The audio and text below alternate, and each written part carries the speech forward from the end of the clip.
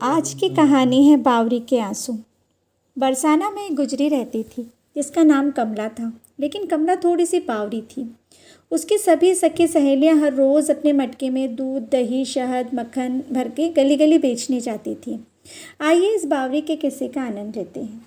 बावरी भी अपनी सखियों की नकल करते हुए एक मटकी में, जो कि खाली होती थी, उस पर ढक्कन लगा करके उनके पीछे पीछे चल पड़ती और गांव में गली गली जाकर शहद ले लो बोला करती थी। गांव के सब लोगों को पता होता है कि उसकी मटकी में कुछ नहीं है। गांव के सब बच्चे उस बावरी को बहुत चिढ़ाते हैं।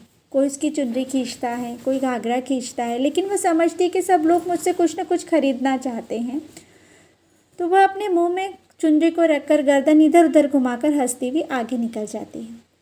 जब सब सखियाँ गली गली जाकर दूध, दही, मक्खन बेचकर तो बाकी बचा हुआ दही, मक्खन और छाछ बरसाने की सीढ़ियों पर जाकर के बैठ जाती हैं और वहाँ जाकर आने जाने वालों को सब बेचती हैं।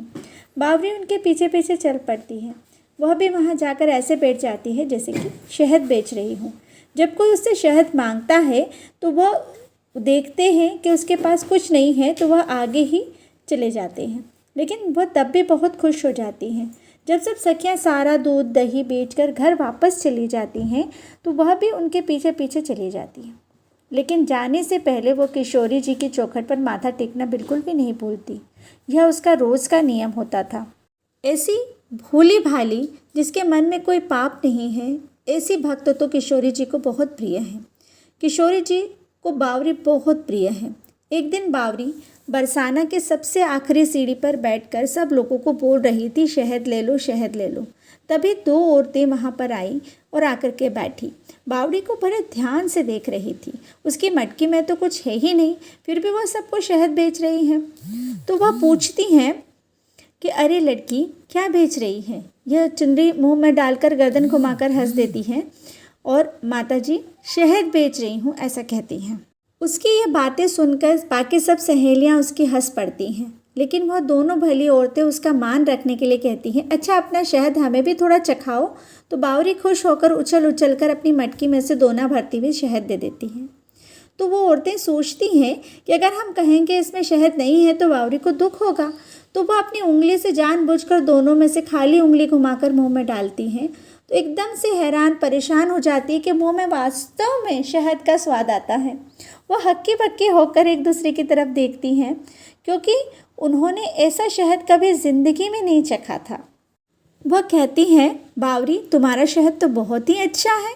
बस उसको थोड़े से पैसे देकर आगे चली जाती हैं। वो दोनों सब लोगों को बताती है कि बावरी के पास सचमुच का शहद है। सब लोग जाकर उसके खाली मटके को देखते हैं, लेकिन उन दो औरतों की बातें मानते हुए जब शहद का दोना लेते हैं तो वास्तव में शहद होता है।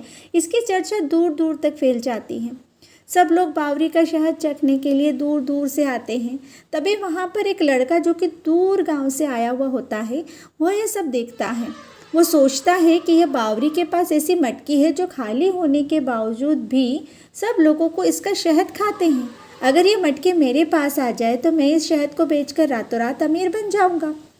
अब वो इस ताक में रहता है कि कब तक इस बावरी की चमत्कारी मटकी को वह छीन सकता है। एक दिन जब बावरी अपने घर को जा रही थी तो रास्ते में सुनसान जगह पर उस लड़के को मौका मिल जाता है। वो बावरी को धक्का दे करके उसकी मटकी को छीन करके भाग जाता है। जब तक बावरी संभलती तब तक लड़का दूर भाग चुका होता है। बावरी को भी अपनी मटकी बहुत प्रिय होती है। अपनी मटकी को चोरी होता हुआ देखकर वो जोर जोर से रोने लग जाती है। पैर पटक पटक कर अपने घर की तरफ दौड़ती भागती जाती है। घर जाकर बहुत रोती है। उधर वो लड़का जब घर जाकर देखता है कि देखूँ तो सही किसमें कैसा है शहद, कैसी है चमत्कारी मटकी है। जब वो मटकी के अंदर हाथ डालता है तो हजारों की संख्या में मधुमक्खियाँ उसके ऊपर टूट पड़ती हैं, उसे काट काट कर बुरा हाल कर देती हैं। वह भागकर जोर जोर से रोने चिल्लाने लगता है, काट लियो, हाय काट लियो, लेकिन वो मधुमक्खियाँ किसी को नज़र ही नहीं आती हैं। उस पतले से लड़के को मक्खियों ने काट काट कर उसको राक्षस जैसा मोटा बना दिया। लड़का चिल्लाता हुआ अपने कमरे में चला गया, रोता रहा। वह बावरी के बारे में सोचता रहा, वह या तो जादूगरनी है या बावरी ने मुझे श्राप लगा है। सोचकर वो सारा दिन रोता रहा। उधर बावरी को अपने मटके के बगैर रो रो कर बुरा हाल हो रहा था।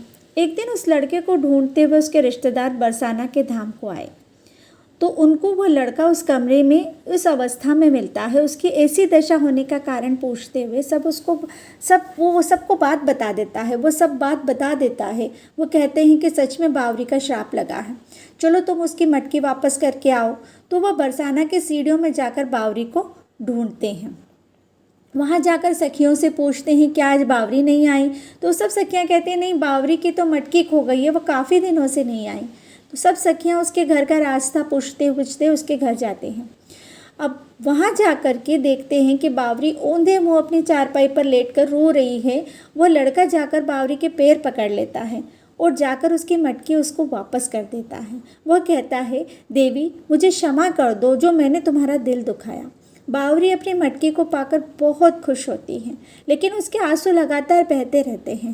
वो लड़का जो कि उसके पाँव में पड़ा होता है, वो बावरी के आंसू उसके शरीर पर गिरते हैं। उसके आंसू गिरने से उस लड़के के सारे जख्म जो है वो बिल्कुल ठीक हो जाते हैं। वह बावरी का धन्यवाद देते हुए अपने घर को चला जाता है। जो भक्त किशोरी जी को प्रिय होते हैं उन भक्तों का कोई भी कुछ भी नहीं बिगाड़ सकता। इसलिए हम किशोरी जी और उनके भक्तों को हमेशा मान करते हैं, मान करना भी चाहिए। कभी भी उनका दिल नहीं दुखाना चाहिए, क्योंकि उनका अपमान का मतलब किशोरी जी का अनादर होता है।